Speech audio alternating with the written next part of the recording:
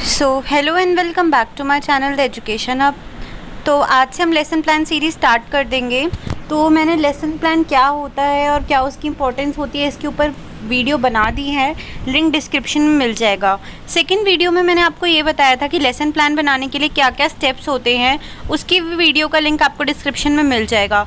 तो आज से हम लेसन प्लान सीरीज़ स्टार्ट करेंगे। मैं आपको इंग्लिश, हिंदी, मैथ्स, एसएसटी और ईवीएस के लेसन प्लान्स दिखाऊंगी जो मैंने बनाए थे अपने टाइम पे। तो दोनों ये हिंदी और इंग्लिश मीडियम के लिए होगा। तो अगर आप लोगों को किसी स्पेसिफिक टॉपिक पे लेसन प्लान चाहिए तो आप कमेंट्स में बता देना, वरना मैं सीक्वेंस वाइज ही चलने वाली हूँ, ठीक है। तो अगर आपको कोई डाउट होता है या फिर आपको कुछ बताना होता है, पूछना होता है, तो आप टेलीग्राम को भी ज्वाइन कर सकते हैं। टेलीग्राम का लिंक मैंने डिस्क्रिप्शन में दे दिया है, या तो आप अपनी कोई डाउट या क्वेरीज कमेंट बॉक्स में भी पूछ सकते हैं। तो अब लेसन प्लान की सीरीज़ को स्टार्ट करते हैं। ये है lesson plan number 1। Lesson plan 1 होगा हमारा इंग्लिश का, ठीक है। तो बिना टाइम वेस्ट करे वीडियो को स्टार्ट करते हैं।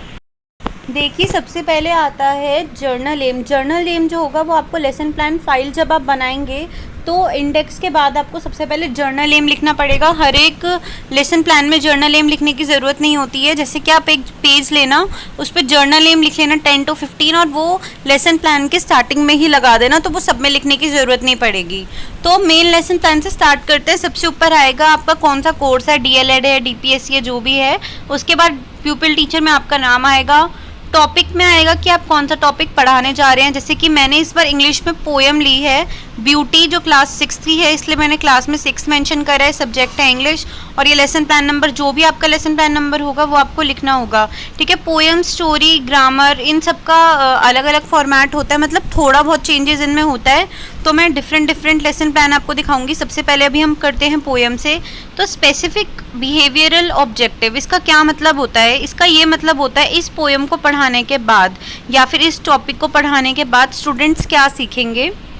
जैसे ये पोएम है ब्यूटी क्लास 6 की, तो इसमें क्या होता है, इस पोएम में था कि हमें ब्यूटी का मतलब बताना होता है। ब्यूटी का मतलब बताया गया है कि ब्यूटी असल में होती क्या है।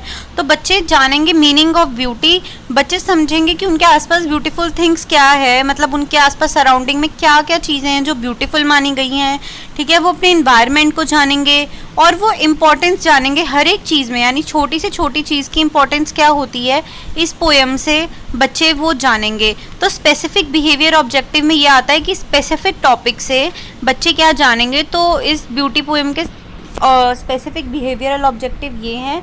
अगर आपको कोई और रेलिवेंट लगते हैं तो वो भी आप लिख सकते हैं। मैक्सिमम 3 to 5 ऑब्जेक्टिव जो होंगे वो काफ़ी होंगे, अगर आप लिखेंगे तो इतने ही काफ़ी होते हैं। अब नेक्स्ट टॉपिक पे चलते हैं। नेक्स्ट होता है समरी ऑफ द लेसन, यानी कि इस टॉपिक की क्या समरी है। जैसे कि इस ब्यूटी पोएम में पोएट ने हमें बताया है कि ब्यूटी जो होती है वो हर एक चीज़ में छुपी होती है। ब्यूटी की इम्पोर्टेंस, मतलब हर एक चीज़ की इम्पोर्टेंस बताइए कि हर एक चीज़ जो भी हमारे सराउंडिंग में है उसकी क्या इम्पोर्टेंस होती है। उन्होंने ये बताया था कि ब्यूटी जो होती है वो दिखाई भी दे सकती है, सुनाई भी दे सकती है और महसूस की जाती है। ब्यूटी डिफरेंट चीज़ों में, जैसे कि सन, ट्रीज, रेन, हमारे थॉट्स में, हमारे सपनों में और बहुत ऐसी चीज़ों में पाई जाती है। तो ये इस टॉपिक की समरी थी। तो समरी ऑफ द लेसन में यही लिखा जाएगा। Next is teaching ads. Next ये मेन होता है, इस पर ज़्यादा ध्यान देना पड़ता है, यानी कि आप क्या चीज़ें दिखाकर बच्चों को टॉपिक पढ़ाएंगे। जैसे कि आप ब्लैक बोर्ड भी यूज़ कर सकते हैं, कोई मटेरियल यूज़ कर सकते हैं, रियल लाइफ ऑब्जेक्ट यूज़ कर सकते हैं। इसमें मैंने किया था, पिक्चर दिखाई थी, पिक्चर दिखा के, यानी फ्लैश कार्ड्स वगैरह दिखा के, सनलाइट की, ट्रीज़ की, बर्ड्स की, यानी जो भी इस टॉपिक में यूज़ हुआ था, जो भी इस पोएम में यूज़ हुई थी ऑब्जेक्ट या वर्ड्स जो भी यूज़ हुए थे, मैंने उनके फ्लैश कार्ड्स बनाए थे टीएलएम में। अब देखिए, इसमें 2 चीज़ें होती हैं। जब हम एक टॉपिक को पढ़ाते हैं तो हमें 2 चीज़ें बनानी होती है। सबसे पहले एक आपको बनानी होगी ड्राइंग। उस ड्राइंग में क्या होगा कि जो भी आपने टीएलएम बनाया, जैसे आपने फ्लैश कार्ड बनाया है, तो उस फ्लैश कार्ड को आपको एक पेपर के ऊपर बना के दिखाना पड़ेगा। जैसे आपने सन का फ्लैश कार्ड बनाया, एक आपने बनाया ट्री का, एक आपने बनाया बर्ड का। तो ये सारी चीज़ों को ना आप एक पेपर पे ड्रॉ करेंगे। ये क्यों होता है? ये जो हमारा इन्विजिलेटर होता है, जो भी हमें टीचिंग पढ़ाते वक्त हमारे को जो सुपरवाइज़ करता है, जो हमें मार्क्स देता है, वो ये देखेगा कि आपका जो ड्राइंग है और आपका जो टीएलएम है वो मैच हो रहा है कि नहीं, यानी आपका फ्लैश कार्ड और आपकी जो ड्राइंग है वो मैच हो रही है या नहीं मैच हो रही। इस चीज़ का ध्यान रखना होता है। इसलिए हमें पेपर पे जो भी हमारा TLM होगा वो बनाना होगा। तो अब मैं दिखाती हूँ TLM आपको कैसे बना, TLM मतलब जो पेज पे बनाना। नेक्स्ट टॉपिक है प्रीवियस नॉलेज टेस्टिंग, यानी कि कोई भी आप अगर टॉपिक पढ़ाते हैं बच्चों को, यहाँ से बेसिकली हमारी टेस्टिंग स्टार्ट होती है। यानी जब आप स्कूल में SCP देने जाएंगे तो यहाँ से जो होगा एग्जामिनर वो आपको चेक करेगा, ठीक है। तो सबसे पहले आप जब जाएंगे तो आपको प्रीवियस नॉलेज क्वेश्चन पूछने होंगे बच्चे से, यानी कि बच्चे को इस टॉपिक की कितनी नॉलेज पहले से है। यानी कि जैसे पोएम थी ब्यूटी, तो हम डायरेक्ट बच्चों को ये नहीं बोलेंगे कि आज हम ब्यूटी पढ़ने जा रहे हैं, तो उससे पहले हम ये देखेंगे बच्चे ब्यूटी के बारे में जानते हैं कि नहीं। तो जैसे कि मैंने इसमें एग्जाम क्वेश्चन लिखे थे, 3 क्वेश्चन होते हैं बेसिकली इसमें, और येस और नो वाले क्वेश्चन नहीं लेने। सबसे पहले इसमें था name the things around you, तो बच्चे आंसर करेंगे सन, मून, बेंच, जो भी बच्चे आसपास देखेंगे एक्सेट्रा आप लगा देना ज़रूर, क्योंकि बच्चों के आंसर वेरी हो सकते हैं। फिर आप उनसे सेकंड क्वेश्चन पूछेंगे कि इन चीज़ों की इंपॉर्टेंस क्या है, तो बच्चे बोलेंगे ये एयर देते हैं या हमारी कोई भी नीड्स को सेटिस्फाई करते हैं, और भी एग्जांपल दे सकते हैं, इसलिए एक्सेट्रा ज़रूर लगाना। थर्ड क्वेश्चन जो होता है वो ऐसा क्वेश्चन होगा जो हमारे टॉपिक को मेनली जोड़ेगा। तो जैसे कि मैंने इसमें लिखा था कि can you tell in which way these things are beautiful, तो मैंने ही पूछा था कि इंपॉर्टेंस तो हमें पता चल गई, लेकिन ये चीज़ें कैसे ब्यूटीफुल भी होंगी आपको पता है। तो बच्चे आंसर देना ट्राई करेंगे। थोड़ा प्रॉब्लमेटिक क्वेश्चन होता है, आप प्रॉब्लमेटिक क्वेश्चन भी लिख सकते हैं या students will try to answer, आप दोनों में से कुछ भी लिख सकते हैं, ठीक है। तो ये होता है प्रीवियस नॉलेज टेस्टिंग, बहुत इंपॉर्टेंट पार्ट होता है और हमें बहुत सावधानी से इसको लिखना होता है। उसके बाद आता है नेक्स्ट पार्ट है हमारा स्टेटमेंट ऑफ द एम, यानी जो हम बच्चों को बोलेंगे क्वेश्चन पूछने के बाद, जो भी बच्चे आंसर करेंगे उसके बाद हम बोलना है कि today we will be going to study about the poem beauty written by, जो भी उसका राइटर होगा, मतलब जो भी आप पढ़ाएंगे उसके बारे में हमें बोलना है कि आज हम ये टॉपिक पढ़ने जा रहे हैं रिटन बाय ये, या फिर आज हम कोई ग्रामर का टॉपिक करने जा रहे हैं, तो ये हमें बोलना होता है। जैसे कि हमारी टीचर्स भी बोलती हैं कि आज हम ये टॉपिक करेंगे, ऐसे ही हमें भी बोलना है कि आज हम ये टॉपिक को पढ़ने जा रहे हैं, ठीक है। तो स्टेटमेंट ऑफ द एम में होता है, यानी क्या हमारा एम था आज का, तो आज का हमारा एम था कि हम बच्चों को ब्यूटी पोएम पढ़ाएंगे, ठीक है। अब नेक्स्ट टॉपिक पे आते हैं, तो अब मेन पार्ट पे आते हैं जो कि प्रेजेंटेशन पार्ट होता है, यानी हमें कैसे पढ़ाना है। तो सबसे पहले इसमें 7 स्टेप्स होते हैं। सबसे पहला इंट्रोडक्शन, टीचर पहले इंट्रोडक्शन देगी क्लास में कि इस पोएम में क्या है क्या नहीं है, और साथ में वो ब्लैक बोर्ड पे पोएम का नाम लिखेगी और ऑथर का नाम भी लिखेगी, ठीक है, और पोएट का नाम लिखेगी, सॉरी। और साथ में स्टूडेंट्स क्या रिएक्ट करेंगे, जैसे प्यूपिल टीचर जो है, यानी हम क्या करेंगे बच्चों को इंट्रोड्यूस करेंगे पोएम, और बच्चे क्या करेंगे, बच्चों का क्या एक्टिविटी होगी, स्टूडेंट्स जो होंगे वो ध्यान से सुनेंगे, ठीक है। तो सबसे पहला पार्ट होता है इंट्रोडक्शन।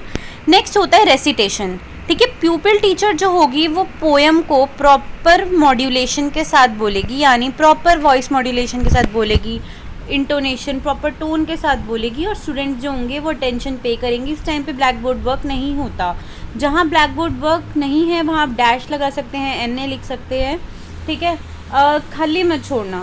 थर्ड होता है लाउड रेसिटेशन, जब प्यूपिल टीचर एक बार पोएम को बता देगी कि क्या है पोएम में, मतलब रिसाइट कर देगी, उसके बाद वो बच्चों से बोलेगी पोएम रीड करने के लिए, और स्टूडेंट्स की एक्टिविटी क्या होगी, स्टूडेंट्स पोएम को रीड करेंगे लाउडली। इस टाइम पे भी कोई ब्लैक बोर्ड वर्क नहीं है, ठीक है। उसके बाद आता है प्रोनाउंसिएशन ड्रिल, यानी कि जो भी मुश्किल वर्ड्स अगर पोएम में आए होंगे टीचर उन्हें बोलेगी और साथ में उनका मतलब बताएगी, और इसके साथ वो ब्लैक बोर्ड पे उन वर्ड्स को लिखेगी जो टीचर को थोड़े मुश्किल लगते हैं, या ऐसे वर्ड्स जिनका मीनिंग थोड़ा कंफ्यूजिंग हो सकता है, टीचर के अकॉर्डिंग बच्चों को वो मीनिंग नहीं पता होंगे। अब स्टूडेंट्स क्या करेंगे, स्टूडेंट्स टीचर के पीछे उन वर्ड्स को रिपीट करेंगे और उनका मतलब जानेंगे। Next is word meaning, teacher word meaning लिखेगी, यानी जो भी वर्ड मुश्किल होंगे उनके मीनिंग लिखेगी, और स्टूडेंट्स जो है वो कॉपी करके अपनी नोटबुक में लिखेंगे, students will write in their notebooks, ठीक है। तो अभी हमने 5 स्टेप्स देखे, अब आता है 6 स्टेप्स। छठा स्टेप क्या है हमारा, एक्सप्लेनेशन का। प्यूपिल टीचर जो होगी फिर वो पोएम को एक्सप्लेन करेगी, यानी रीड करने के बाद वो पोएम को एक्सप्लेन करेगी कि उस पोएम में क्या है, और स्टूडेंट्स जो है वो ध्यान से सुनेंगे, स्टूडेंट्स विल लिसन केयरफुली, ठीक है। अब साइलेंट रीडिंग, जब टीचर ने पोएम सुना दी, उसमें मुश्किल वर्ड्स बता दिए, वर्ड मीनिंग बता दिए, अब उसके बाद टीचर बोलेगी उन स्टूडेंट्स को कि आप पोएम को रीड करो साइलेंटली, यानी खुद रीड करो, और अगर कोई प्रॉब्लम आएगी तो आप पूछ सकते हैं। और स्टूडेंट्स क्या करेंगे इस टाइम पे, स्टूडेंट्स जो होंगे टीचर के इंस्ट्रक्शन को फॉलो करेंगे और साइलेंटली वो पढ़ेंगे, ठीक है। तो प्रेजेंटेशन ऐसे होती है, इंट्रोडक्शन, ये जो मैंने आपको लेफ्ट हैंड साइड ये जो वर्ड्स लिखवाए हैं जैसे introduction, recitation, loud recitation, pronunciation drill, word meaning, explanation और साइलेंट रीडिंग, ये तो सेम रहेंगे, इनको चेंज मत करना। हाँ, बाकी ये जो प्यूपिल टीचर एक्टिविटी आप अपने अकॉर्डिंग भी थोड़ा बहुत चेंज करके लिख देना। और ये बात याद रखना, स्टूडेंट एक्टिविटी में आप स्टूडेंट एक्टिविटी सेम मत लिखना, जैसे स्टूडेंट विल लिसन केयरफुली वो ही पूरे में मत लिख देना, थोड़ा चेंज करके लिखना, ठीक है। ब्लूम्स टैक्सोनॉमी को यूज़ करेंगे। ब्लूम्स टैक्सोनॉमी क्या होती है मैं आपको एक वीडियो में बता दूंगी अलग से, ठीक है। तो अभी फ़िलहाल इस पे ध्यान देते हैं। तो ये प्रेजेंटेशन स्किल होता है कि, और मेन बात ये है कि जब भी आप कोई टॉपिक पढ़ाएंगे अपनी क्लास में तो आपके सामने लेसन प्लान नहीं होगा, तो ये चीज़ें पहले ही माइंड में रखना कि क्या सीक्वेंस है। अगर आपने कोई सीक्वेंस ऊपर नीचे कर दिया तो जो इन्विजिलेटर है या जो एक्सटर्नल हमें ऑब्जर्व कर रही है वो मार्क्स को कट कर सकते हैं। तो इसको ना पहले से ही प्रिपेयर करना माइंड में, क्योंकि सीक्वेंस वाइज ही चलेगा और ये प्रॉपरली लिखना, ब्लैक बोर्ड वर्क प्रॉपरली होना चाहिए। नेक्स्ट पे आते हैं। अब हमारा जो लास्ट स्टेप होता है वो होता है एक्सटेंशन ऑफ लर्निंग, यानी बच्चों की नॉलेज को एक्सटेंड करना है हमें। इसमें हम क्या कर सकते हैं, होमवर्क भी दे सकते हैं और ओरल क्वेश्चंस भी पूछ सकते हैं। तो होमवर्क में आप ये दे सकते हैं बच्चों को कि अपने आसपास की चीज़ों के बारे में लिखो, पिक्चर चिपकाओ, या फिर जो बैक एक्सरसाइज होती है उनके क्वेश्चंस भी दे सकते हैं हम। तो आप अपनी मर्जी से इसको चेंज कर सकते हैं। नीचे आपके साइन होंगे और सुपरवाइज़र के साइन होंगे। तो होप है आपको कि ये वाला लेसन प्लान ब्यूटी के लिए कैसे बनाना है ये आपको समझ आ गया होगा। अगर इसके बाद भी किसी के डाउट्स होते हैं तो वो कमेंट सेक्शन में पूछ सकते हैं। And if you like watching the education of videos, to do subscribe to my channel. Thanks for watching.